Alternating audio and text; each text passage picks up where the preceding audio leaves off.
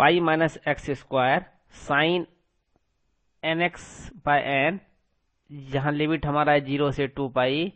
और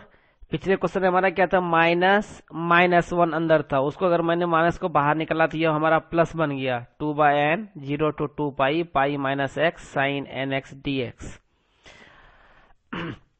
अब अगर पहले इसमें हम इंटीग्रेटिंग लिमिट सब्स्टिट्यूट करते हैं तो हमारा पहला टर्म हो जाता है pi minus x means minus pi into sine 2n pi, sine 2n pi equal to 0। यहां मैं लिख रहा हूं जो रिजल्ट मैंने यूज किया है sign 2n pi equal to 0। इस रिजल्ट को अगर आप यहां सब्स्टिट्यूट करेंगे तो ये हमारा अपर लिमिट साइन 2x के स्थान पे 2 पाई रखने पर sign 2n pi equal to ये हमारा हो गया 0। सिमिलर वे में जब लोअर लिमिट हम रखेंगे तो ये हमारा हो जाएगा साइन 0x मीन साइन 0, तो ये हमारा लोअर लिमिट भी 0 हो जाएगा। इसलिए मैंने इस पूरे टर्म के लिए, यहाँ के पूरे टर्म के लिए यहाँ मैंने 0 सब्स्टिट्यूट किया है। और अब नेक्स्ट पे हम आते हैं, फिर से मैं इसको इंटीग्रेशन बाय पार्ट से इसको मैं सॉल्व कर रहा हूं। पाई माइनस एक्स को मैंने मान लिया first function, sine n x को मान लिया हम लोगों ने सेकेंड फंक्शन। बाय पार्ट सब यूज करेंगे, 2 बाय एन तो कोफिशिएंट था ही, first function pi minus x into integration of second function sine n x का इंटीग्रेशन हो गया हमारा minus cos n x by n, integrating limit 0 to 2 pi minus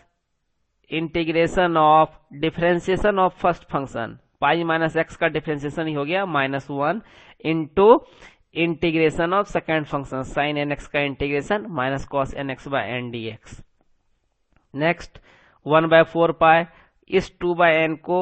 ये जो हमारा 2 बाय एन था इसको बाहर किए हैं, यहां बाहर किए हैं, इसको बाहर कर दिए तो ये हमारा हो गया 1/4 पाई इंटू 2 बाय एन। अब ये इसमें हम लोग लिमिट सब्स्टिट्यूट कर रहे हैं, पाई अपर लिमिट अगर डाल रहे हैं pi minus 2 pi, minus pi हो गया ये, और माइनस ये पहले से साइन था इसलिए minus minus plus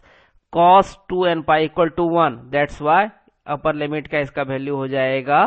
pi by n. Similar way में जब हम लोअर लिमिट डालते हैं negative sine pi minus 0 means minus pi, और ये नेगेटिव साइन पहले से था, माइनस प्लस पाई हो जाएगा, यह भी लोअर लिमिट डालने पर means x equal to 0 substitute करने पर भी हमारा वैल्यू आएगा पाई by N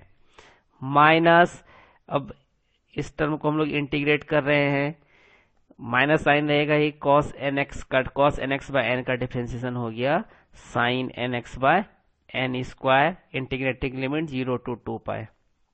pi by n plus pi by n plus pi by n equal to 2 pi by n minus sine 2n pi equal to 0, upper limit रखने पर lower limit रखने पर ये 0 हो जाएगा, इसलिए इसका पूरा वैल्यू हम लोगों ने 0 सब्स्टिट्यूट किया है, that is 1/2n pi multiplied with 2 pi by n, 2 pi cancel, n से मल्टीप्लाई होने के बाद हो गया हमारा 1/n square, therefore coefficient an equal to 1/n square. Now we have to find out the value of coefficient of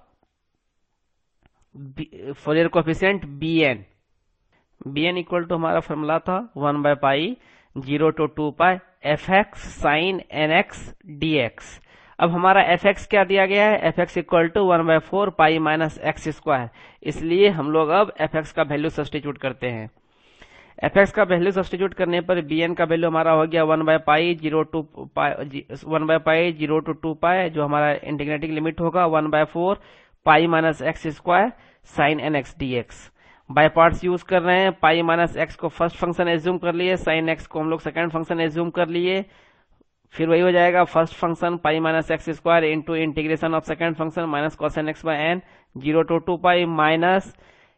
differentiation of first function pi minus x square का differentiation हो गया 2 pi minus x into -1 into integration of second function sine n x का integration minus cos n x by n dx। अब integrate पहले term में, इस वाले term में हम लोग इंटीग्रेटिंग लिमिट सब्स्टिट्यूट कर रहे हैं, pi minus 2 pi, minus pi का स्क्वायर पाई स्क्वायर हो जाएगा, लेकिन minus cos 2n pi equal to 1, मैं साइड में यहां लिख रहा हूं, कॉस n पाई का वैल्यू होता है -1 की पावर n। यहां से आप देख सकते हैं नेगेटिव साइन पहले से ही था, माइनस कॉस 2n पाई, ये हो जाएगा हमारा वैल्यू -1, इसलिए हमारा ये आया minus pi square by n. Similar way में जब हम x इक्वल टू 0 रखते हैं, pi into -1/n means -π² minus